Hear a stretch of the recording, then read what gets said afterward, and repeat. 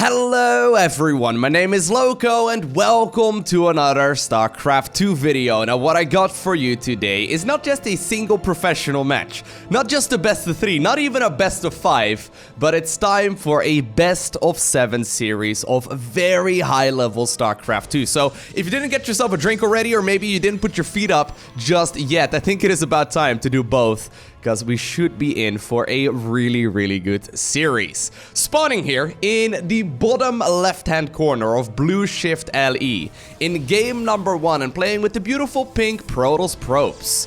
He's from South Korea, easily one of the most dominant Protoss players of all time. We have none other than Zest.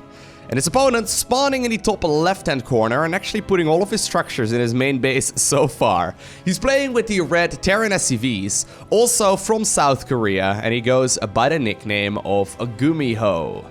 Now, if you've been watching the YouTube channel for a little while, or you've been watching StarCraft 2, the professional series that is, for a little while, you probably are familiar with both of their names. They are both absolutely phenomenal. Gumiho ended up winning a GSL Code S last year after he basically revamped the way that people played mech. He started using a lot more medivac play, and all of a sudden it seemed absolutely broken. He's a very strong Terran player and easily one of the very best right now. Now, the same can actually be said for Zest.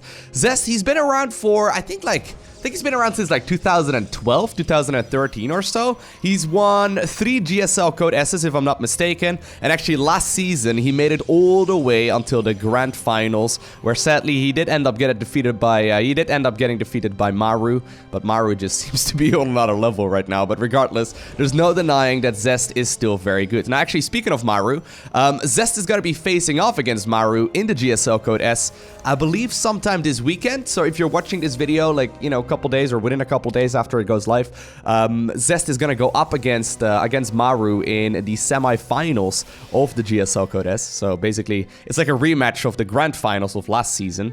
Regardless, actually, speaking of Maru as well, Gumiho ended up getting defeated by Maru in the quarterfinals of the GSL Code S this season. So, long story short, both of these players are absolutely phenomenal. They have been playing for many years, and there's no denying that they are going to be at a very similar level. So I'm curious to see what will happen. Now, in a lot of the professional matches of StarCraft 2 of Terran versus Protoss lately, we've been seeing a ton of Terran players putting their structures outside of their main base.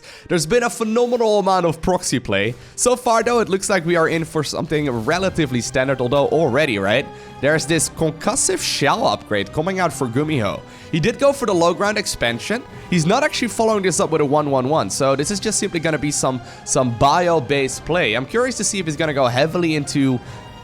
interesting. Maybe he scouted something here that's just barely out of the ordinary, although I'm not really seeing anything so far. He is going to be able to obviously stun some of those units relatively easily.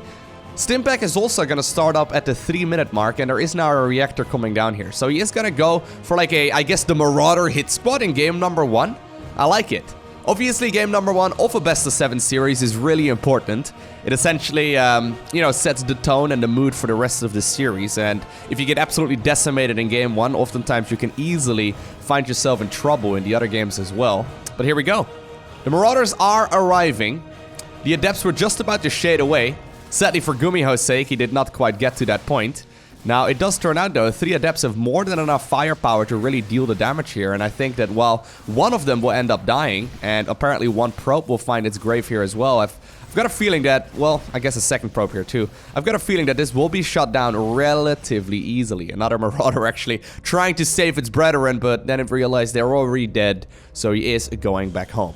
War Prism is now available. I think that Gumiho went for this build assuming that there was going to be a Stalker-based opener, which obviously he would have absolutely decimated, but he still ended up getting quite a bit of value for the amount of units that he got rid of. The question is, though, does he have enough right here for a counterattack? Because already, while Zest probably wasn't planning on going for a push here with 5 Adepts, this can definitely deal a bunch of damage. Now, with Warp Gates done, nice little scan there, actually. But with Warp Gates done, there we go. More and more of these Adepts will join the party.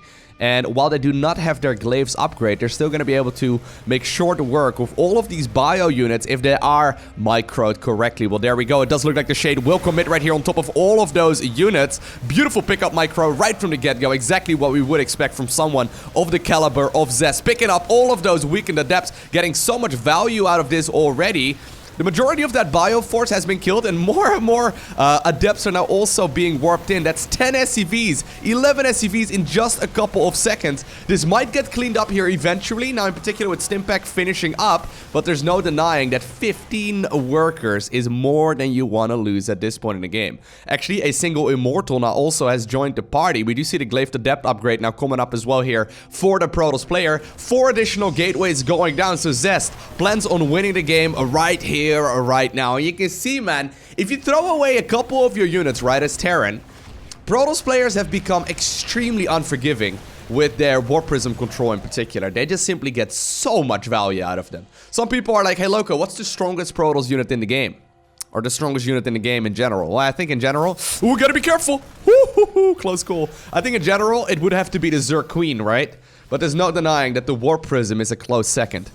Warp Prisms are just absolutely phenomenal. Well, here we go. Gumiho did just see that a lot of that army was just about to attack, but he decided to fly by for just a second. Depot's also not lifted in time. Warp Prism once again picking up that Immortal. It's gonna be, you know, leapfrog right there towards the high ground, sort of like an elevator play.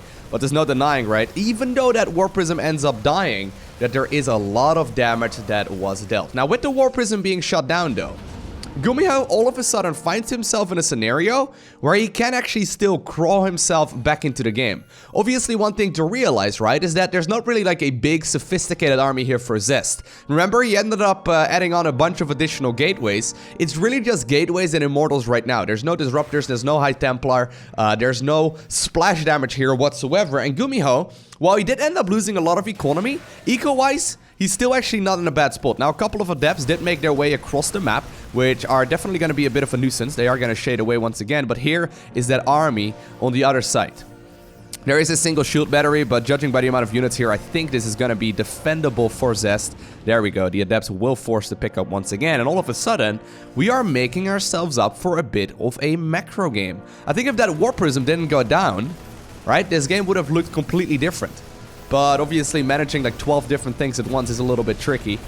And while the Immortal is desperately trying to shoot away at those Marines, the Marines once again decided to get on out of there. Alrighty.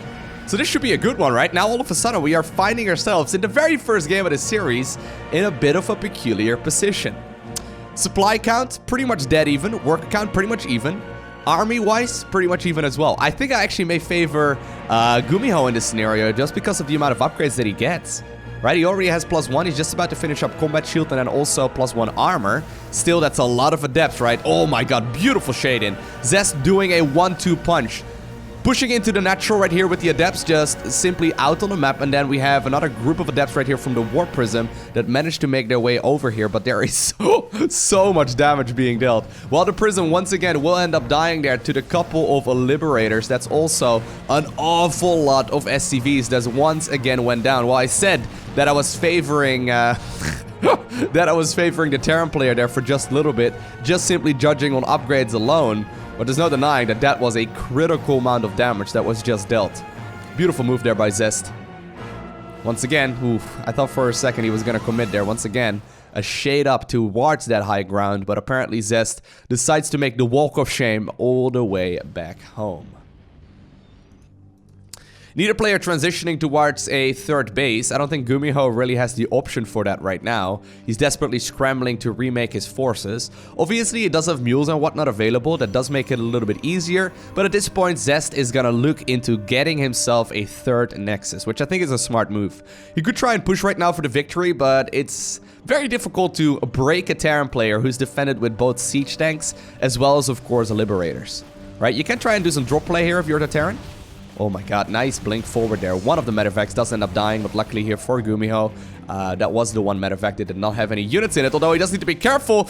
That one is completely full. One Marine did evacuate on out of there, but there's no denying that that was about a 10 supply deficit. At the same time, Liberator going into that main base already, though. Blink Stalkers waiting for it, and while 2 probes ended up dying there, 2 probes in exchange for 1 Liberator is not the kind of trade that you're looking for. Even though Zest, you know, he did end up losing a whole lot of his units there. 2 Warp Prisms in total. There's no denying that 32 Adepts as well. That's kind of a lot. But there's no denying that he's done a lot of damage to his opponents so far. Supply-wise, though, Gumiho is definitely showing us that he's got a really good macro, right?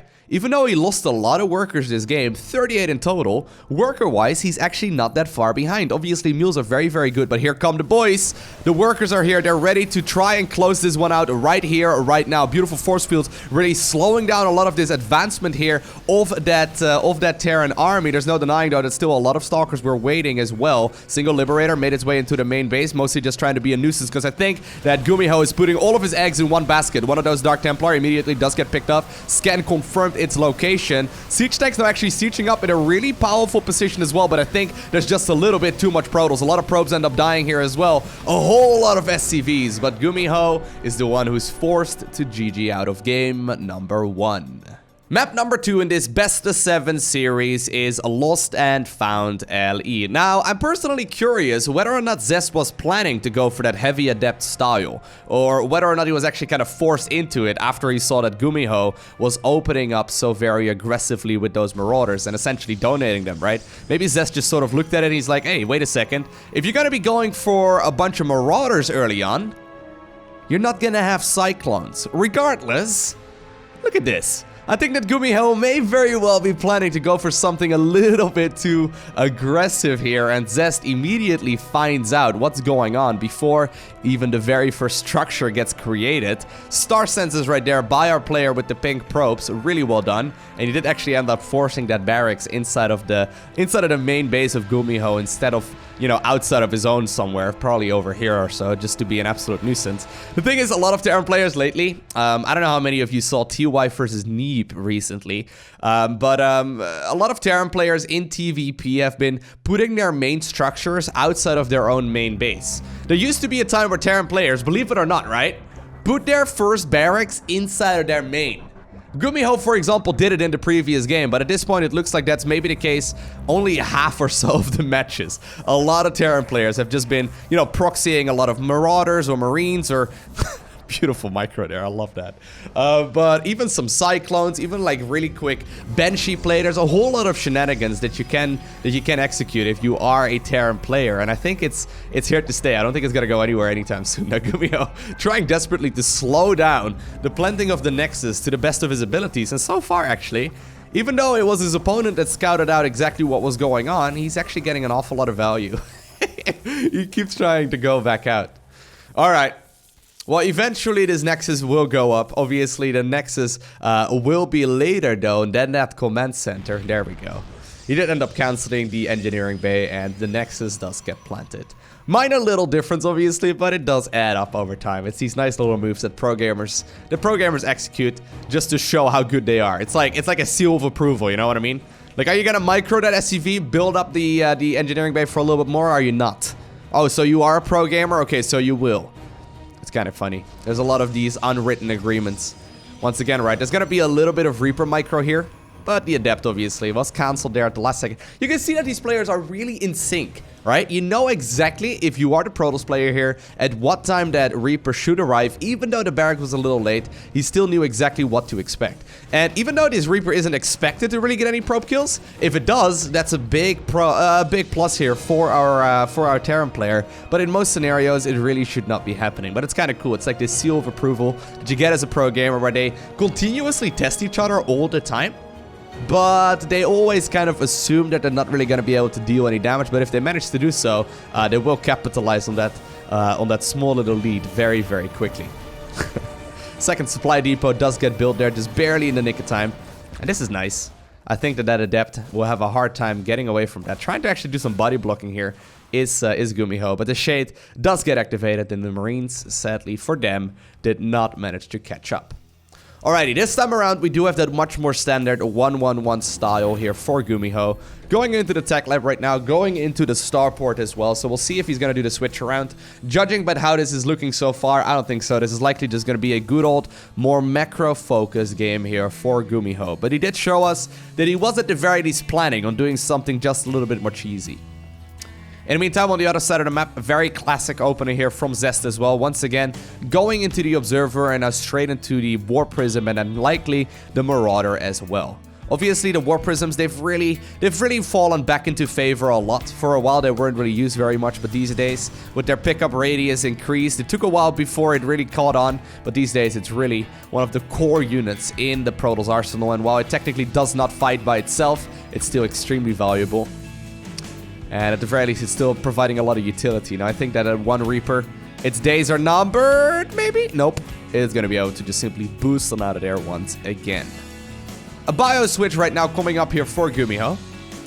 First siege tank already out, obviously very helpful in case your opponent goes for a bunch of, for example, adepts once again. You don't really want to be in that trouble. Even a safety bunker right here in the front, just in case. So Gumiho does not plan on losing a lot of his advantages like he did in the previous game.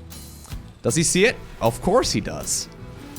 Players are really good at spotting these kind of things now. I always feel like it's worthless putting them that close to the Terran army at this level.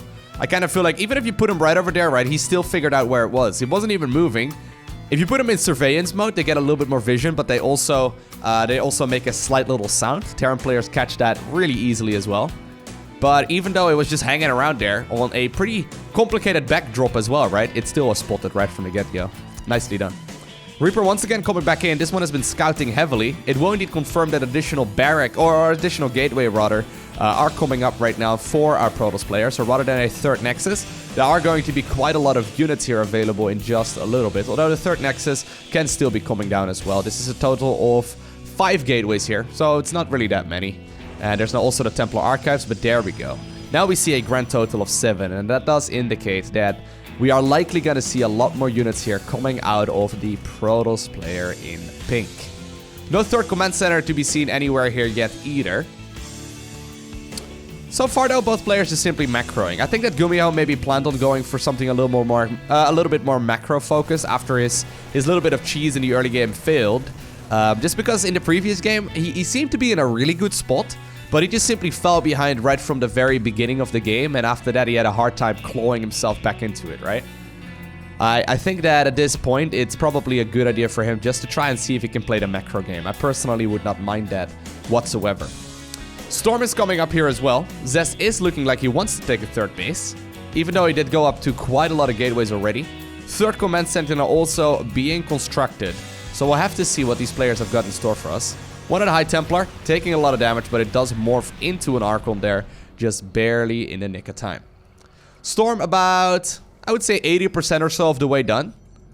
So this does mean that Zest is going to be able to get himself a really nice juicy hit on most of this army, right? If this army is mismicroed for just a second, this game is over. It all comes down to the control in these kind of scenarios. Now, usually at this level of play, we will see a lot of players microing this correctly. But obviously, mistakes can still be made quite easily. Siege tanks are getting into that really strong position. I love that. Nicely done there by Gumiho. He gets the siege tanks up. He dropped them as well, right? Making it really hard here for the player to figure out what's going on. At the same time, Zealots have made their way towards the mineral line on the other side of the map. That's mostly, I think, from that shade up earlier, or rather from the War Prism that we saw moving around earlier.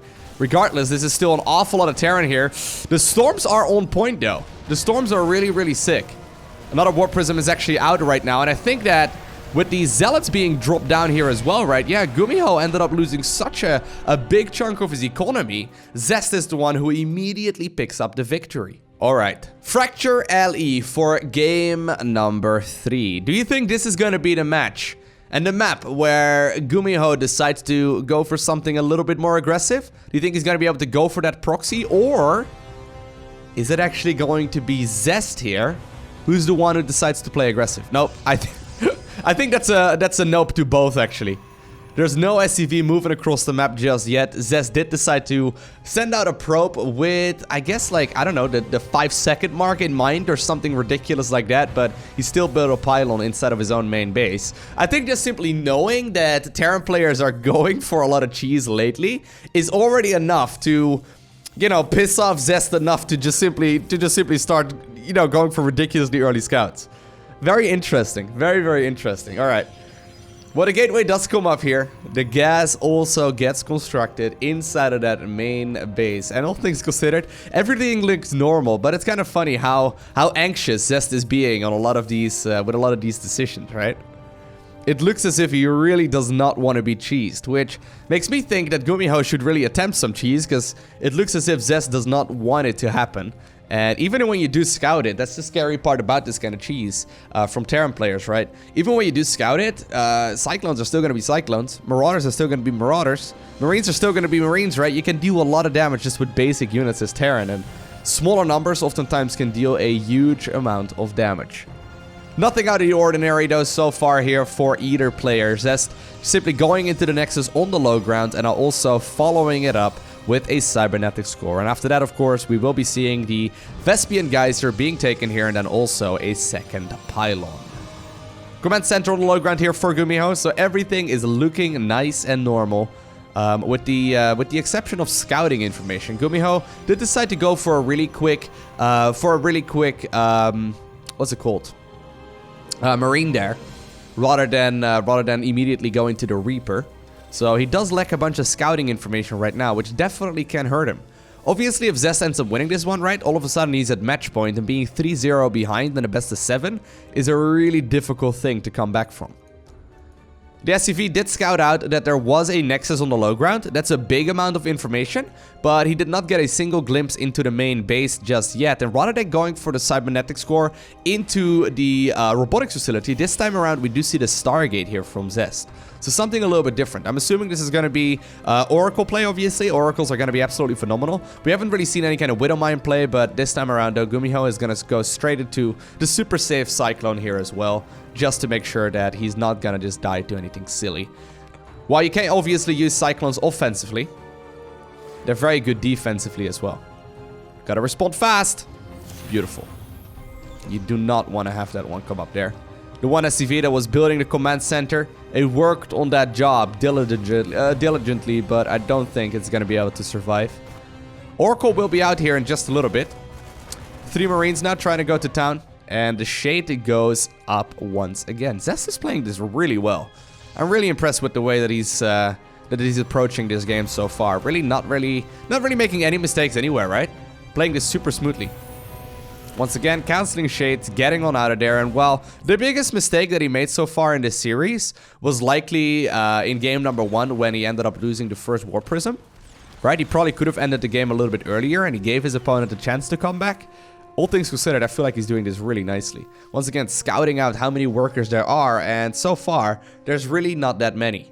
That does mean that the Oracle is headed straight towards that main base. Marines, though, are waiting. Cyclone already there as well, and it's going to immediately lock on its missiles. It will be warded away once again, but there's no denying that still, having simply just this Oracle out, it's always a little bit of pressure that you have to worry about. It deals a lot of damage as well, so even if you need to use it defensively or you need to use it for Revelation, it's still very, very strong. Now, a third Oracle gets produced as well. That's curious. We see a couple gateways and then a whole lot of Oracles too. Interesting. Oracles, obviously, they deal magical damage, right? All of their damage is considered to be spell damage, since it's an activated ability. That means that it ignores armor. So it kills units very, very quickly. It just simply deals straight up damage to the HP of the unit, and is very good at just simply taking down really powerful army units. Like, for example, Cyclones, when there are enough of them. It's just a difficult unit to control properly, because it's got like 5 HP, it feels like. It's like a paperweight. Nexus there does get cancelled. A really greedy third Nexus, so I'm not surprised that that is the case. 2 Cyclones were just actually lifted up straight into that Medivac as well. And while the Oracles are waiting for it, what it could do is just drop it down and then like force the activated ability from the Oracles and then obviously pick it back up. We've been seeing some cheeky play regarding that as well every once in a while, but it does look like Gumiho doesn't want to get into that scenario.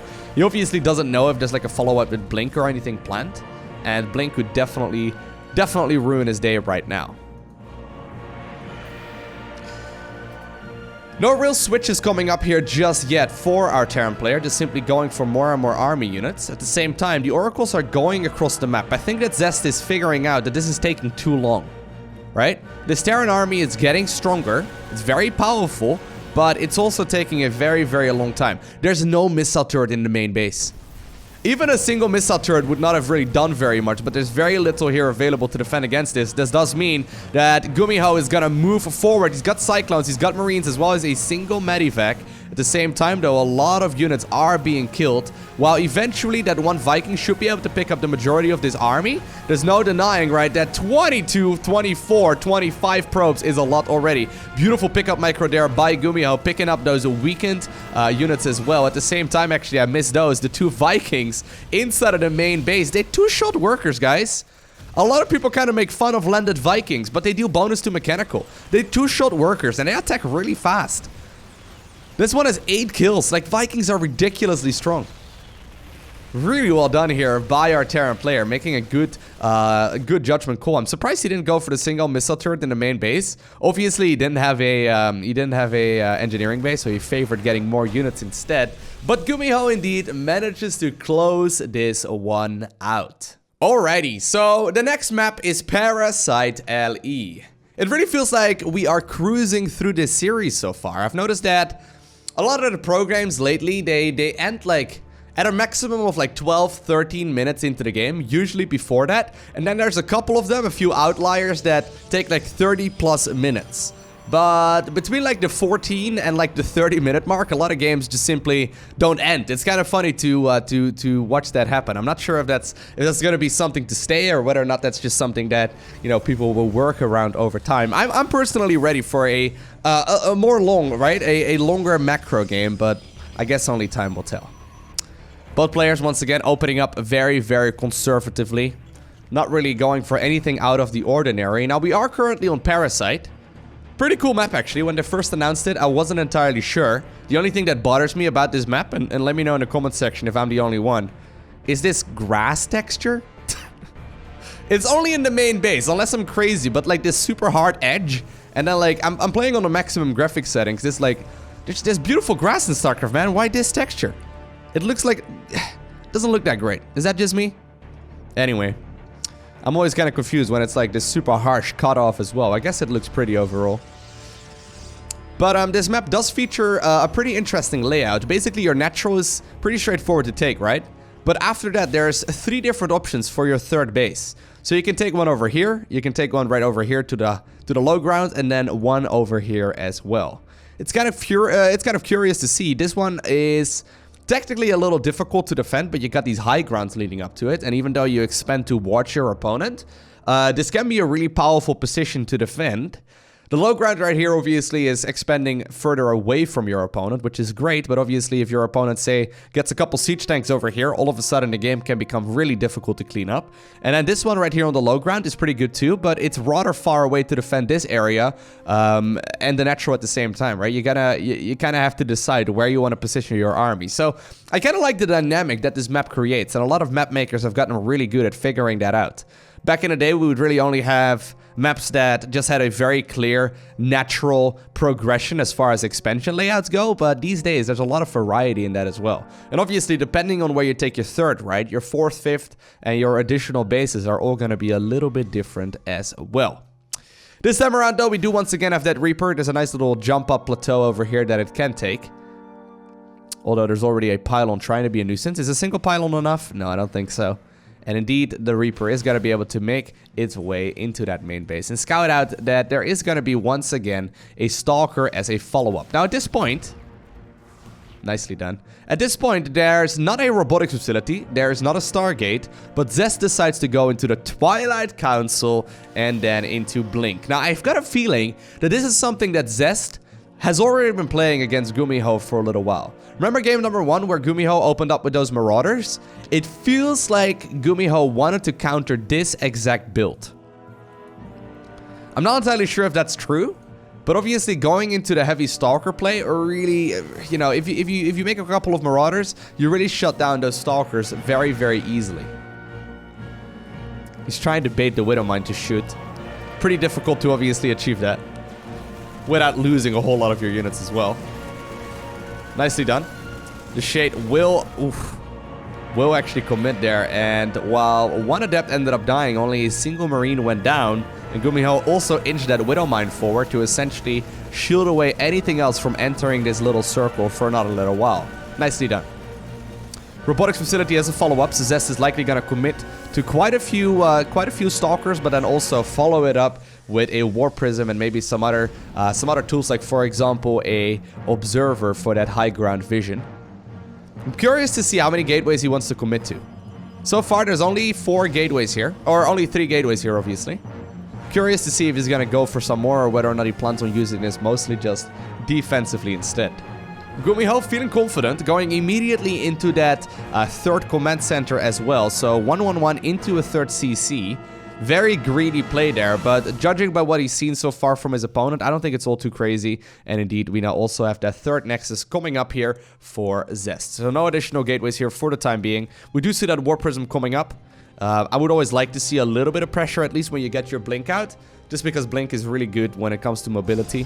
At this point in the game, there's really not that many, you know, Terran threats available just yet.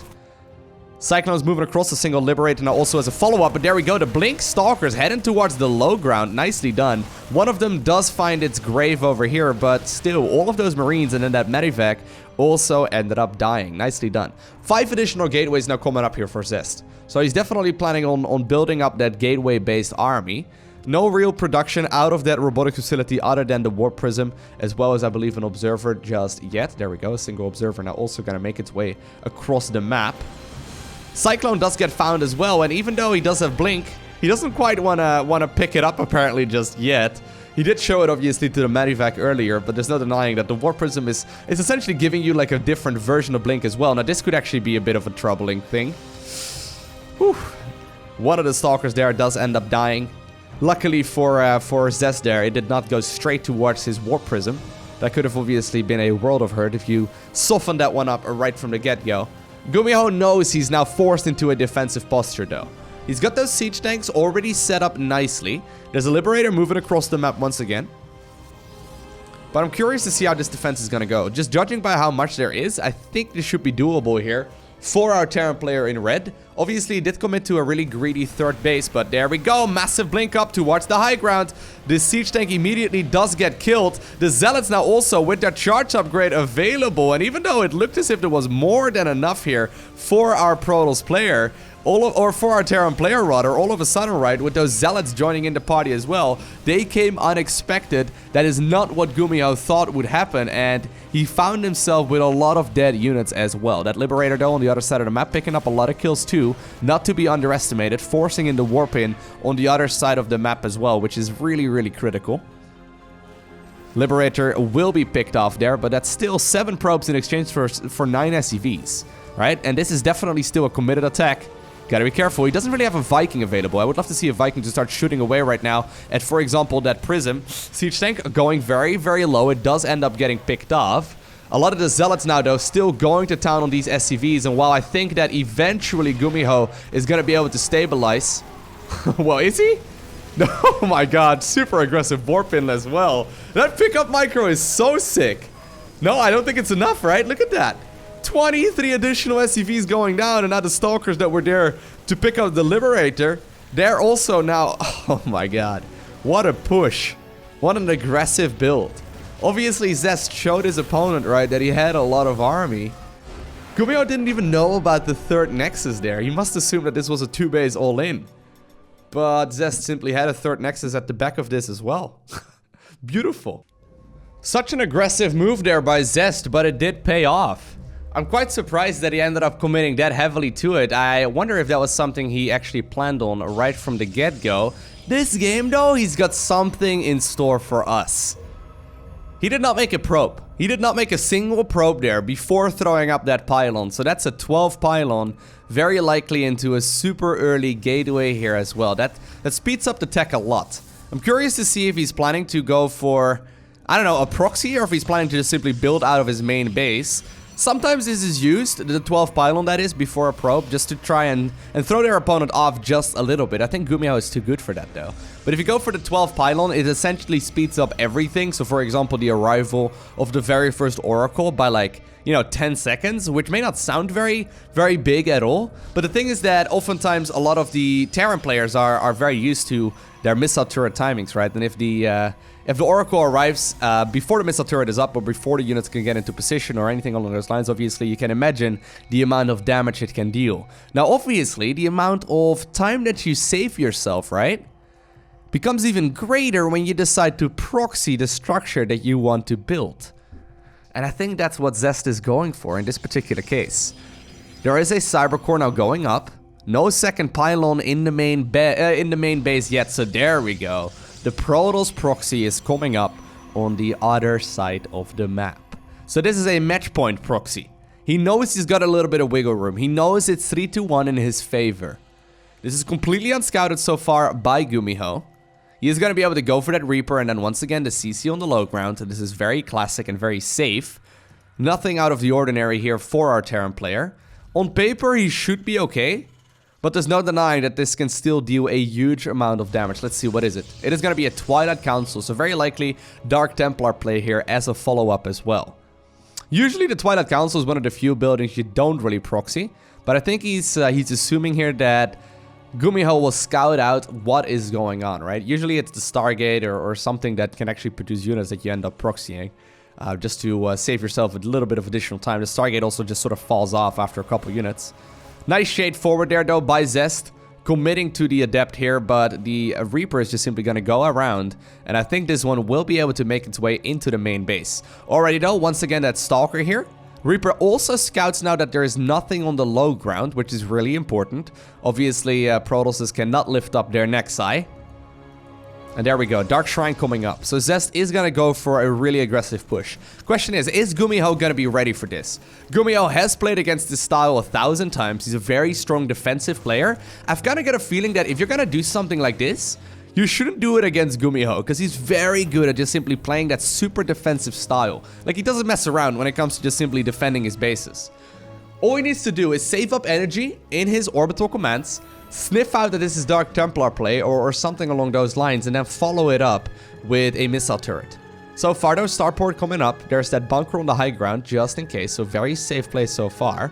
Reaper is going to try and make its way across, but the Dark Shrine is already about 3/4 or so of the way done. Nexus does get constructed here on the low ground. There's only 2 gateways right now in total, so really not that many.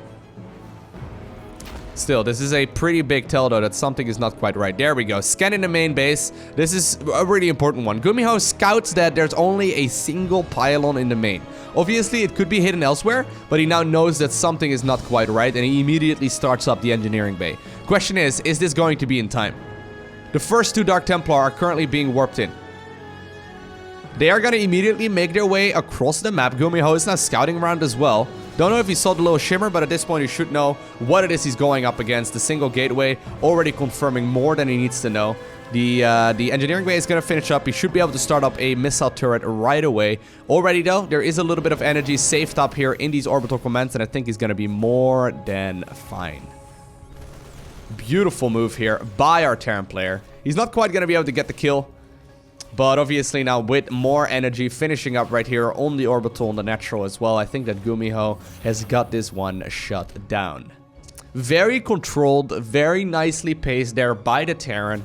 Really not messing around and doing so very smoothly. This is one of those builds that Terran players have been bullied with for like years.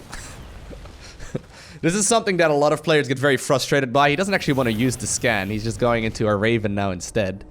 But this is something that Terran players have been bullied with for bullied by for years, and at this point I feel like a lot of them are so very good at dealing with it as well. Now the thing is, Zest only went for 2 gateways, right? He didn't really commit to that very much. He can use these structures or lose them later on, that's all good.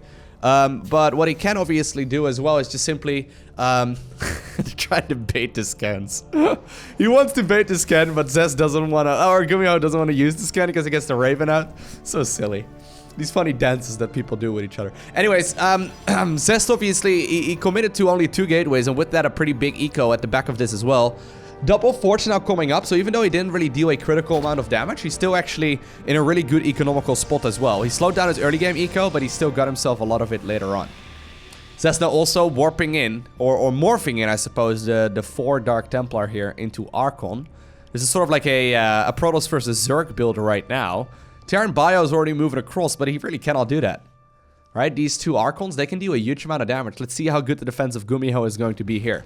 Very aggressive play so far by Zest. Gumiho has had his number in that regard quite nicely. But still, splash damage off these units can be quite substantial as well. Nice Widowmine positioning right there. Just barely breaking line of sight, making it hard to actually see what's going on. But already, whew, interference matrix going down on the War Prism. Almost making it impossible there to really do anything. But eventually it does manage to fly out with both of the Archons safely in sight. Alright, an exciting, spectacular opener here. But actually, all things considered, no critical damage was really done. I like this position that Gumiho is in. Obviously, he got himself a nice amount of tech. Look at the amount of upgrades that are finishing up, right? We get +1 infantry weapons, we get Stimpak, and then also combat shield, all finishing up right around the same time. He's got a strong army. I kind of want him to go for a push here in just a little bit. I think that's smart. Beautiful missile turret positioning as well. The only thing that's kind of preventing him now for going for this push is this single War Prism. Right? A couple units warped in there can easily be disastrous. And once again, Zest with a beautiful pickup there manages to get those units on out of there. Yeah, I genuinely think, though, that the War Prism is the strongest Protoss unit in the game. It may sound strange in a way because it doesn't fight, but I genuinely think it's the strongest Protoss unit just because it is so very flexible in what it can do. Properly microed, it gives every single Protoss unit blink, right? Like, it's kind of insane. When you think about it, oh, what do, for example, Zealots do with blink? Well, they would absolutely shred everything. See that? Did you see that? Did you just see how sexy that was? Oh, man. I love that. If you pick them up in time after the Widowmine shoots, you don't take any damage, but you still trigger the cooldown of the Widowmine, and then obviously you don't need anything to scout that it's underground. Absolutely beautiful. Alright, well, here we go. Big push coming forward. Gumiho still wants to commit to this army. Medevac, of course, sort of like a weaker version of a... well, it heals. So, if a War Prism would heal, it would suck, but... the game would just break. If it would, like, replenish shields or something. Still, this is a lot of Terran army, though. Gumiho, he's defended everything like a champ. He's managed to deal with all of the different harassments of his opponent very, very cleanly. Did not really take any economical damage at all, and he just simply continued his tech path. He lined up combat shield, Stimpak, and then +1 infantry, and he has more than enough to clean up this Protoss player. Alrighty, so game number 6 of this best of 7 series takes us back to Blue Shift LE. I'm actually genuinely curious what you think is the best Protoss unit in the game. Let me know down below in the comment section. Do you think I'm correct with War Prism? I know it's a bit of a weird answer. I know a lot of people will probably say like High Templar or Carrier maybe, right? Both of those units are phenomenal. But seriously, like, Protoss was struggling for a little while, and Protoss players really weren't winning a whole lot, until people really started microing those War Prisms over, like, the last year or so, as good as they do right now. The amount of value that you can provide out of a single one of them is ridiculous. A lot of people now have been going for double War Prism play. This is something that has become a lot more popular over the last couple of months, and I think it will continue to grow in popularity, just because of the amount of value that you can get out of it. But let me know. Maybe I'm crazy. Maybe I'm crazy. Look how paranoid Zest is, though. He either goes for a super early probe scout. I actually expected Gumiho to cheese more often as well in this series, right? Zest is like, alright, I'm on match point. There's a good chance that my opponent is gonna cheese me now, right? He just won the previous game, right? No, none of that happening. I'm quite surprised too, actually. A lot of Terran players have been cheesing, or at least putting their structures out on the map. But nothing out of the ordinary happening so far. Although, there is now, of course, the option to maybe go for... Is he going to go for a Marine? Yeah, he's going to go for Marine. So he could go for maybe the factory on the other side of the map, something along those lines. But obviously, at that point, the Nexus is already going to be done. By the time, at least, that is going to be an issue. He's really expecting something to go down right now. Now, it all looks pretty standard, right? It all looks pretty good here. Gumiho did just show that he knows about the Nexus going down. Although at the very least, I don't know if Zest ended up seeing that. Factory though does go just simply up inside of the main base. So even though maybe I'm getting paranoid right now too, right? I'm looking at the way that Zest is controlling all of this.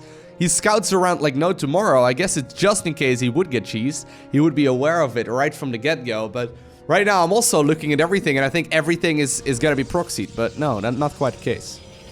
Alrighty, a robotic facility coming up to go for the best unit in the game. I like the way it thinks.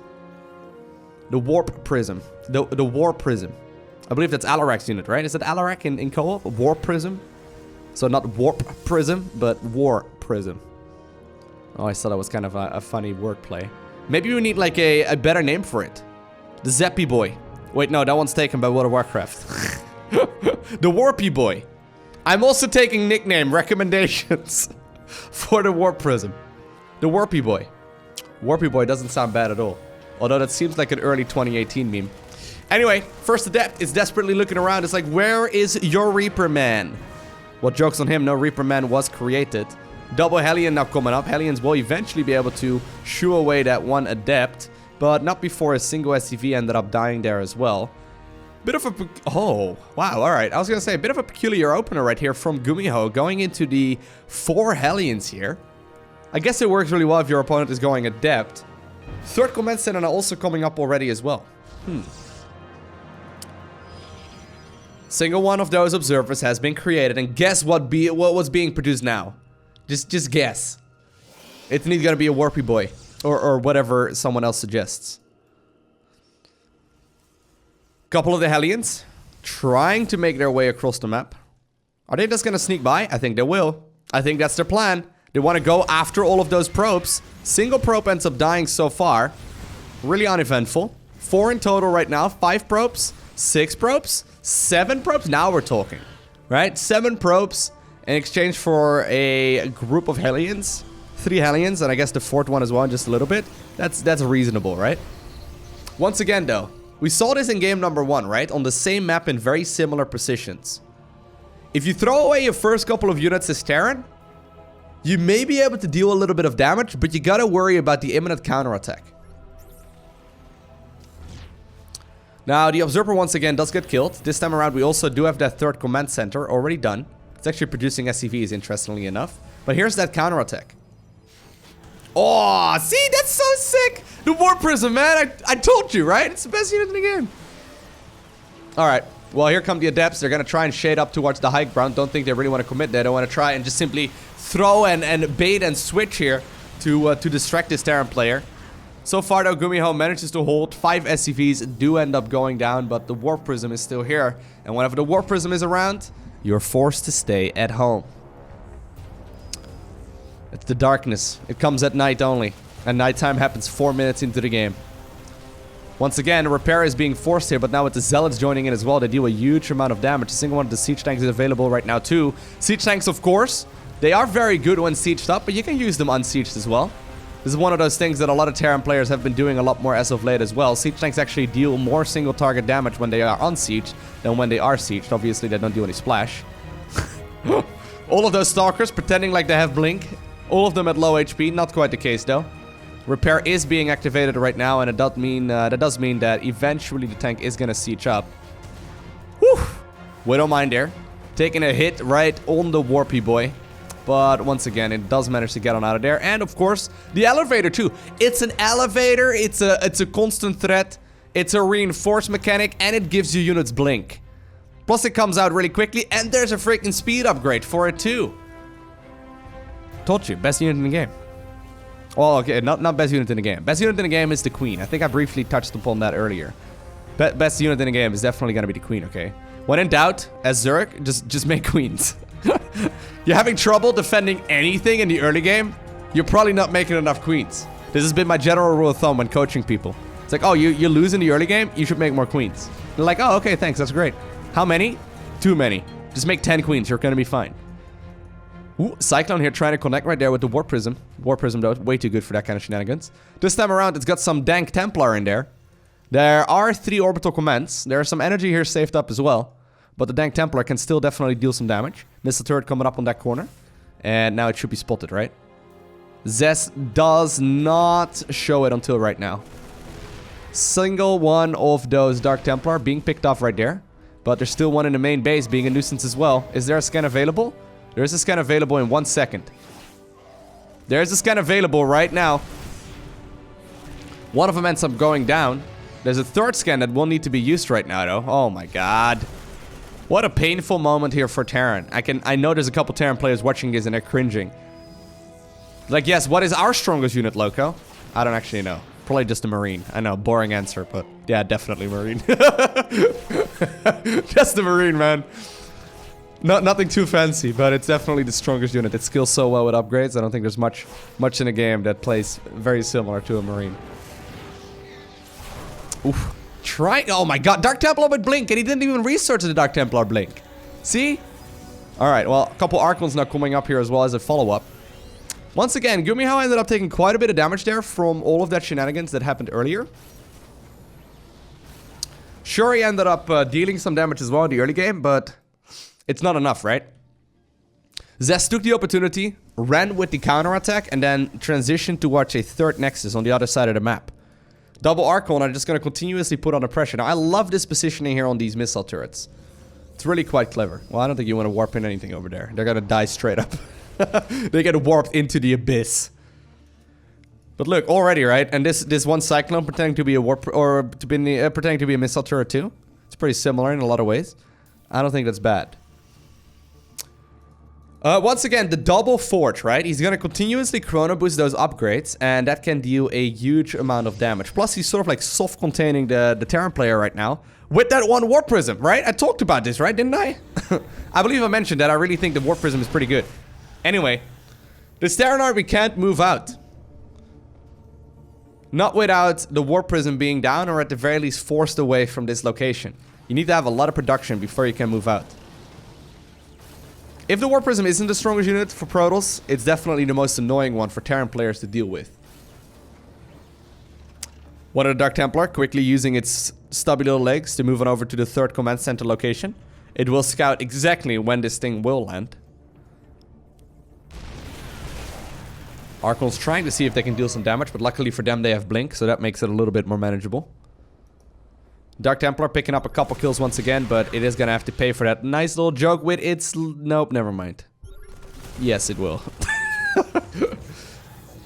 Archon's coming back around once again. And this is what I mean, right? Zest has got an economy lead. He's going for a lot of upgrades. He knows he's slightly behind as far as those go, but he's got Chrono Boost. So what he can do is just simply force this Terran player to sit at home with the Warp Prism, really make it hard to move out, and just transition and push with that economy advantage that he's got. He's going for an awful lot of units right now. He's got a really strong force, and you know what? I actually don't mind it. I think he could just go for a move out right now. His army has gotten so big. Jerry the Marine moving forward. Try to see if it can deal some damage, but I mean, it got killed immediately. Poor Johnny. There's Jimmy, also running away. Luckily for him, the warrior from the Ire faction decides to go back around. Well, here we go. Oh my god, a beautiful little circle of stalkers. It gets warped in. Zest is gonna start destroying all of those rocks. I think that's mostly as like a retreat path. He's gonna go for the High Templar as well. His splash damage is rather late, which is actually something to be just a little bit worried by. He does need to have splash damage if he wants to close out this game, and with that, this series as well. Does he only just now find out about that base? There's already a fourth Nexus up, Gumiho. You only just now found out about the third? That is not the situation that you want to be in, but that's kind of what has happened, right? Gumiho has been sitting super defensively. Now look how in sync these players are. Look at that. 5 upgrades at the same time. That's so sick. +2/+2 coming up. Zest finished up his already. He could go for a move out right now with 2-2 finishing. Looks like Gumiho has got very similar plans, but also his 2-2 finishing.